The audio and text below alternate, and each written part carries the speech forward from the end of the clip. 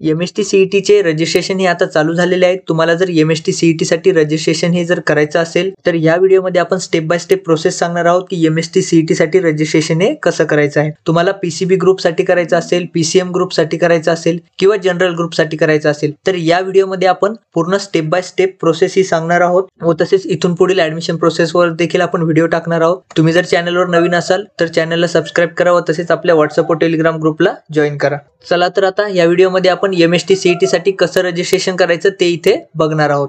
त्यासाठी सगळ्यात सुरुवातीला तुम्हाला सी-ई-टी सेल या वेबसाईटवरती यायचं आहे. या वेबसाईटची लिंक तुम्हाला आपल्या डिस्क्रिप्शनमध्ये मिळेल. तिथे क्लिक करून तुम्ही या वेबसाईटवरती येऊ शकता. यावर्षी वेबसाईट ही अपडेट झालेली आहे. मागील वर्षी तुम्हाला सेपरेट पोर्टल दिलेले होते सी-ई-टी रजिस्ट्रेशनसाठी. यावर्षी सगळ्यात सुरुवातीला तुम्हाला एकच रजिस्ट्रेशन हे करायचं आहे. कॅन्डिडेट रजिस्ट्रेशन बघा इथे अकॅडमिक इयर 2024-25 साठी व तसेच सी-ई-टीचा शेड्यूल देखील तुम्ही इथे खाली बघू शकता. 3 नंबरला ही PDF डाउनलोड करून स्टार्ट डेट काय आहे, एंड डेट काय आहे ते तुम्हाला इथे पूर्ण दिसून जाईल. आता इथे आपण रजिस्ट्रेशन बघणार आहोत. सगळ्यात सुरुवातीला तुम्हाला इथे कॅन्डिडेट रजिस्ट्रेशन यावरती तुम्हाला क्लिक हे करायचं आहे. तिथे क्लिक केल्यानंतर सगळ्यात सुरुवातीला तुम्हाला ॲज अ न्यू युजर म्हणून तुम्हाला इथे रजिस्टरवरती क्लिक करायचं आहे व तुमची इथे बेसिक डिटेल ही टाकायची आहे. तुमचं फुल नेम टाकायचं आहे जसं तुमच्या SSC किंवा HSC मार्कशीटवरती असेल जशास तसं तुम्हाला इथे टाकायचं आहे. ईमेल ID टाकायचा आहे. पासवर्ड टाकायचा आहे तुम्हाला. त्यानंतर तोच पासवर्ड तुम्हाला कन्फर्म पासवर्डमध्ये टाकायचा आहे. त्यानंतर मोबाईल नंबर टाकायचा आहे. मोबाईल नंबर हा तुम्हाला चालू टाकायचा आहे कारण त्यावरती तुम्हाला OTP येणार आहे. फॉर्म सबमिट करतेवेळी तुम्हाला त्यावरती जो OTP येईल तो इथे मेन्शन करायचा आहे. त्यानंतर तुमची डॉक्युमेंटनुसार डेट ऑफ बर्थ इथे टाकायची आहे व त्यानंतर तुम्हाला इथे रजिस्टरवरती क्लिक हे करायचं आहे.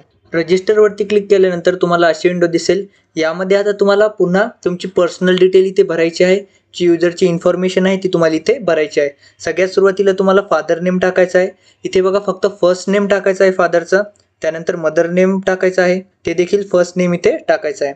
त्यानंतर तुमचं जेंडर सिलेक्ट करायचं आहे तुम्हाला. त्यानंतर रिलिजन सिलेक्ट करायचं आहे तुमचं जे असेल ते इथे सिलेक्ट करायचं आहे. त्यानंतर रिजन कोणतं आहे तुमचं. जर ग्रामीण भागातून असाल तर रुरल सिलेक्ट करायचं आहे. जर शहरी भागातून असाल तर तुम्हाला अर्बन सिलेक्ट करायचं आहे.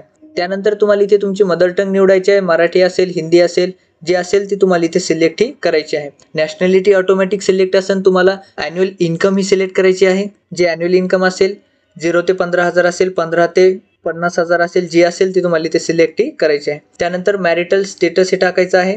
मॅरिड असाल, अनमॅरिड असाल, जे असाल ते तुम्हाला इथे टाकायचं आहे. ते टाकल्यानंतर तुमचा परमनंट ॲड्रेस तुम्हाला इथे टाकायचा आहे. जसं तुमच्या आधार कार्डवर आहे तसा देखील टाकू शकता.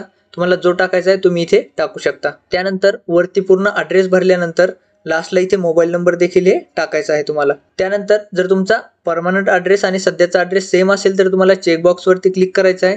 वरील पूर्ण डिटेल ही खाली भरल्या जाईल. जर तुमचा वेगळा असेल तर हे चेकबॉक्स न चेक करता तुम्हाला इथे तुमचा सध्याचा ॲड्रेस हा टाकायचा आहे. त्यानंतर आता इथे अदर डिटेलमध्ये बघा तुम्ही महाराष्ट्राचे रहिवासी असाल तर इथे येस वरती क्लिक करायचं आहे. Are you domiciled in the state of Maharashtra याला येस करायचं आहे जर तुम्ही महाराष्ट्रातीलच असाल तर. त्यानंतर मायनॉरिटी डिटेल्स जर मायनॉरिटीमध्ये येत असाल तर येस करायचं आहे. नसेल तर तुम्हाला नो वरती क्लिक हे करायचं आहे. त्यानंतर are you person with disability म्हणजे जर एखादी डिसेबिलिटी असेल, हँडिकॅप असेल तर तुम्ही इथे येस वरती क्लिक करायचं आहे व नंतर कोणत्या प्रकारची आहे ती तुम्हाला इथे सिलेक्ट हे करायचं आहे. नसेल तर नो वरती क्लिक हे करायचं आहे. त्यानंतर सिलेक्ट SSC पासिंग इयर तुमचं जे 10वीचं पासिंग इयर आहे ते तुम्हाला इथे टाकायचं आहे. जे तुमचं असेल ते तुम्हाला इथे टाकायचं आहे. तुमच्या मार्कशीटवरती देखील वरती मेन्शन असेल तिथे बघून तुम्ही इयर हे टाकू शकता. त्यानंतर तुम्हाला तुमचे SSCचे पर्सेंटेज टाकायचे आहे 2 डेसिमल पर्यंत म्हणजेच 80.30 असतील तर 30 असं 2 डेसिमल पर्यंत तुम्हाला इथे टाकायचं आहे. त्यानंतर तुम्हाला इथे SSCचा बोर्ड तुमचा टाकायचा आहे. जो तुमचा बोर्ड असेल तो इथे सिलेक्ट हे करायचा आहे. ते सिलेक्ट केल्यानंतर तुमच्या SSC स्कूलचं स्टेट हे तुम्हाला सिलेक्ट हे करायचं आहे. त्यानंतर तुम्हाला 12वीच्या एक्झामचं स्टेटस हे द्यायचं आहे तुम्हाला. तुम्ही जर 2024 साठी HSC एक्झामसाठी अप्लाय केला असेल तर तुम्हाला येस वरती क्लिक करायचं आहे. नसेल तर तुम्हाला नो वरती क्लिक हे करायचं आहे व नंतर तुम्हाला इथे पूर्ण डिटेल ही भरायची आहे. जर तुम्ही 2024 मध्ये अप्लाय नसेल केलेला, या अगोदरच तुमची 12वी झालेली असेल तर तुम्हाला इथे पासिंग इयर टाकायचं आहे. तुमचं जे पासिंग इयर असेल ते टाकायचं आहे. त्यानंतर बोर्ड कोणता होता ते टाकायचं आहे. मार्क टाईप टाकायचं आहे. तुमचा CGPA असेल, पर्सेंटेज असेल, जे असेल ते तुम्हाला टाकायचं आहे. ते टाकल्यानंतर किती मार्क्स मिळाले ते इथे तुम्हाला टाकायचं आहे व कितीपैकी मिळाले म्हणजेच 650 पैकी असतील, 600 पैकी असतील, जे असेल ते हे टाकल्यानंतर तुमचे पर्सेंटेज इथे कॅल्क्युलेट होऊन येतील. या प्रकारे इथे पर्सेंटेज कॅल्क्युलेट होऊन येतील. आता इथे आपण पूर्ण डिटेल भरून घेतलेले आहे. आता तुम्हाला इथे सेव्ह चेंजेस वरती क्लिक हे करायचं आहे. त्यानंतर इथे डेटा अपडेटेड सक्सेसफुलीचा मेसेज दिसेल तुम्हाला राईट साईडला, म्हणजेच तुमचा डेटा हा सध्या अपडेट झालेला आहे. तुम्ही ते प्रोफाईलवरती एडिट प्रोफाईलवरती क्लिक करून तो डेटा एडिट देखील करू शकता जर त्यामध्ये तुम्हाला काही चेंजेस हे करायचे असतील तर. व पुन्हा एकदा सेव्ह चेंजेस वरती क्लिक करून ते अपडेट हे करू शकता. त्यानंतर आता तुम्हाला इथे रजिस्ट्रेशन यावरती क्लिक हे करायचं आहे. रजिस्ट्रेशन वरती क्लिक केल्यानंतर बघा सगळ्यात सुरुवातीलाच तुम्हाला दिसेल टेक्निकल एज्युकेशन मध्ये अंडर ग्रॅज्युएट साठी जे MST CET आहे 2024 साठी, यावरती तुम्हाला क्लिक हे करायचं आहे. तिथे क्लिक केल्यानंतर बघा तुम्हाला अशी विंडो दिसेल. यामध्ये बघा आता MST CET जी आहे 2024 साठी, इथे तुम्हाला काही इन्स्ट्रक्शन दिसतील. इकडे इंग्लिशमध्ये असतील, इकडे मराठीमध्ये असतील. तुम्ही हे पूर्ण वाचून घ्यायचे आहेत. तुम्हाला फीस किती लागणार आहे व तसेच तुम्हाला इलिजिबिलिटी क्रायटेरिया काय आहे ते इथे पूर्ण डिटेल ही दिलेली असेल. हे पूर्ण वाचल्यानंतर तुम्हाला खाली यायचं आहे. चेकबॉक्स वरती तुम्हाला क्लिक करायचं आहे व नंतर आय ॲक्सेप्ट अँड प्रोसीड यावरती तुम्हाला क्लिक हे करायचं आहे. आता यावरती क्लिक केल्यानंतर बघा आपण जशी अगोदर पूर्ण डिटेल भरली होती 10वीच्या मार्कशीट नुसार इथे नाव टाकलं होतं, त्या प्रकारे ती पूर्ण डिटेल इथे घेतलेली असेल. म्हणजे पहिलं पेज हे आयतं भरलेलं असेल तुमच्यासाठी. आता तुम्हाला स्क्रोल करून खाली हे यायचं आहे. स्क्रोल करून खाली आल्यानंतर बघा इथे सिक्युरिटी पिन दिसेल. तुम्हाला सिक्युरिटी पिन हा टाकायचा आहे. सिक्युरिटी पिन टाकल्यानंतर तुम्हाला इथे सेव्ह अँड प्रोसीड यावरती क्लिक हे करायचं आहे. सेव्ह अँड प्रोसीड वरती क्लिक केल्यानंतर जसं आपण सुरुवातीला सांगितलं तुमच्या मोबाईल नंबरवरती एक OTP येईल. तो OTP तुम्हाला इथे टाकायचा आहे व नंतर व्हेरीफाय OTP वरती क्लिक हे करायचं आहे.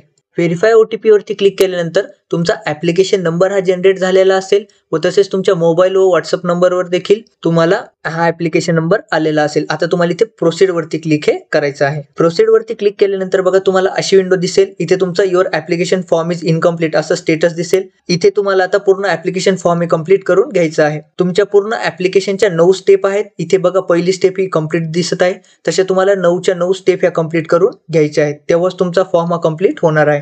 आता पहिली स्टेप कम्प्लीट आहे. दुसऱ्या स्टेप वरती तुम्हाला इनकम्प्लीटच्या समोर इथे क्लिक हे करायचं आहे व स्टेप 2 ही आपल्याला आता कम्प्लीट करायची आहे. इकडे देखील तुम्हाला रेड मध्ये दिसेल ज्या स्टेप इनकम्प्लीट असतील. आता इथे बघा सगळ्यात सुरुवातीला जशी डिटेल भरली त्यानुसार काही डिटेल ही आलेली असेल. आता इथे तुम्हाला कॅटेगरी निवडायची आहे. तुमची जी कॅटेगरी असेल ओपन मध्ये असाल, SC मध्ये, ST जी असेल ती तुम्हाला इथे निवडायची आहे. ती निवडल्यानंतर इन्कम जी आपण अगोदर टाकली होती म्हणजेच फॅमिली इन्कम ती इथे ऑटोमॅटिक येऊन जाईल.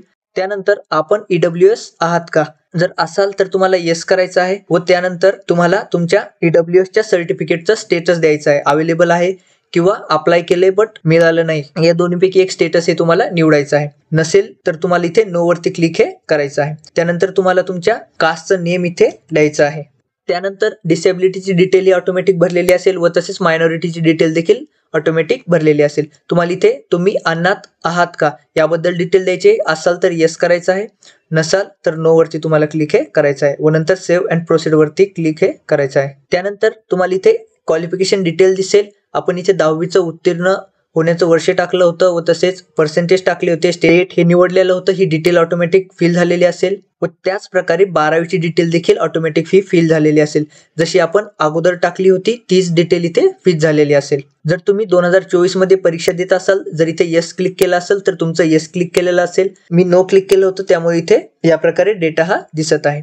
जसं तुम्ही अगोदर फॉर्म भरला त्याच प्रकारे इथे डिटेल ही आलेली आहे. आता तुम्हाला इथे सेव्ह अँड प्रोसीड वरती क्लिक हे करायचं आहे. त्यानंतर आता तुम्हाला इथे सब्जेक्ट ग्रुप निवडायचे आहेत. तुम्हाला इथे पहा, जर तुम्हाला PCB ग्रुप निवडायचा असेल तर इथे क्लिक करायचं आहे. इथे सब्जेक्टची नावं दिसतील physics, chemistry and biology. PCM निवडायचा असेल तर PCM निवडू शकता किंवा तुम्हाला बोथ निवडायचं आहे म्हणजेच जनरल ग्रुप जर घ्यायचा असेल तर तुम्हाला बोथ PCM अँड PCB असं सिलेक्ट हे करायचं आहे. या प्रकारे तुम्हाला इथे 4 सब्जेक्ट दिसतील आता physics, chemistry, mathematics and biology. त्यानंतर तुम्हाला तुमच्या क्वेश्चन पेपरची लँग्वेज सिलेक्ट करायची आहे. तुम्हाला इंग्लिशमध्ये पाहिजे, मराठीमध्ये पाहिजे किंवा उर्दूमध्ये पाहिजे, ज्यामध्ये पाहिजे ते तुम्हाला सिलेक्ट करायचं आहे. त्यानंतर कन्फर्म युअर लँग्वेज मध्ये देखील तुम्हाला पुन्हा एकदा कन्फर्म हे करायचं आहे. हे झाल्यानंतर तुम्हाला इथे एक्झामिनेशन सेंटर द्यायचे आहेत. सगळ्यात सुरुवातीला तुम्हाला इथे स्टेट निवडायचं आहे. कोणत्या स्टेटमध्ये एक्झामिनेशन सेंटर निवडायचे आहे तुम्हाला. स्टेट टाकल्यानंतर तुम्ही इथे 4 डिस्ट्रिक्ट हे टाकू शकता. तुमच्या जवळचे जे असतील ते तुम्ही इथे टाकून घ्यायचे आहेत. तुम्ही 4 प्रेफरन्सेस हे देऊ शकता. 4ही निवडल्यानंतर तुम्हाला सेव्ह अँड प्रोसीड वरती क्लिक हे करायचं आहे. त्यानंतर आता तुम्हाला अपलोड टाईप मध्ये इथे पहिले फोटोग्राफ आणि सिग्नेचर असं अपलोड हे करून घ्यायचं आहे. तर इथे सिलेक्ट मध्ये फोटोग्राफ सिलेक्ट करायचा आहे व नंतर इथे ओपन वरती सिलेक्ट करून तुम्ही जिथे इमेज स्कॅन करून ठेवलेली आहे ती इमेज इथे सिलेक्ट ही करायची आहे. त्यानंतर इथे क्रॉप वरती क्लिक करून तुम्ही ती इमेज क्रॉप देखील करू शकता. अशी ऍडजस्टमेंट करून पुन्हा एकदा क्रॉपच्या लोगो वरती क्लिक करून ती इमेज क्रॉप होऊन जाईल व नंतर तुम्हाला इथे अपलोडच्या एरो वरती क्लिक करून अपलोड हे करायचं आहे. त्याच प्रकारे आता इथे फोटोग्राफ अपलोड झालाय, त्याच प्रकारे तुम्हाला सिग्नेचर देखील अपलोड करून घ्यायची आहे. इथे दोन्ही अपलोड केल्यानंतर तुम्हाला बरोबर बघून घ्यायचं आहे ते बरोबर आहे का नाही व त्यानंतर तुम्हाला इथे सेव्ह आणि प्रोसीड वरती क्लिक हे करायचं आहे. सेव्ह आणि प्रोसीड वरती क्लिक केल्यानंतर बघा आता तुम्हाला प्रूफ ऑफ आयडेंटिटी साठी डॉक्युमेंट द्यायचं आहे. तुम्ही पॅन कार्ड देऊ शकता, इंडियन पासपोर्ट, वोटर आयडी, आधार कार्ड जे तुमच्याकडे अवेलेबल आहे त्यापैकी एक डॉक्युमेंट तुम्ही हे देऊ शकता. इथे 500 KB पर्यंत साईज असावी म्हणजे 500 KBच्या आत असावी. आता जे सिलेक्ट केलं त्यानंतर तुम्ही इथे अपलोड वरती क्लिक करून त्याच प्रकारे तुम्हाला इथे ओपन वरती सिलेक्ट करून फाईल सिलेक्ट करायची आहे व तुम्हाला जर क्रॉप करायची असेल तर क्रॉप करून अपलोड करायची किंवा डायरेक्ट देखील तुम्ही अपलोड करू शकता. अपलोड झाल्यानंतर इथे व्ह्यू मध्ये तुम्ही त्याचा प्रिव्ह्यू देखील घेऊ शकता. जर ती बरोबर अपलोड झाली नसेल तर तुम्ही इथे डिलीट देखील करू शकता. जर बरोबर असेल तर तुम्हाला सेव्ह अँड प्रोसीड वरती क्लिक हे करायचं आहे. आता इथे तुमचा फॉर्मचा प्रिव्ह्यू आलेला असेल, पूर्ण फॉर्म तुम्हाला इथे दिसेल. त्यामध्ये मी जी आतापर्यंत डिटेल भरली ती तुम्हाला पूर्ण बरोबर ही बघून घ्यायची आहे. पूर्ण बरोबर बघितल्यानंतर तुम्हाला इथे खाली यायचं आहे व नंतर प्रोसीड फॉर पेमेंट वर क्लिक हे करायचं आहे. त्यानंतर इथे ऑप्शन दिसेल बघा की तुम्ही एकदा पेमेंट केली की तुम्हाला ऍप्लिकेशन फॉर्म मध्ये कोणतेही करेक्शन करता येणार नाही, त्यामुळे तुम्हाला पूर्ण डिटेल बघून घ्यायची आहे व नंतरच तुम्हाला इथे पेमेंट हे करायचं आहे.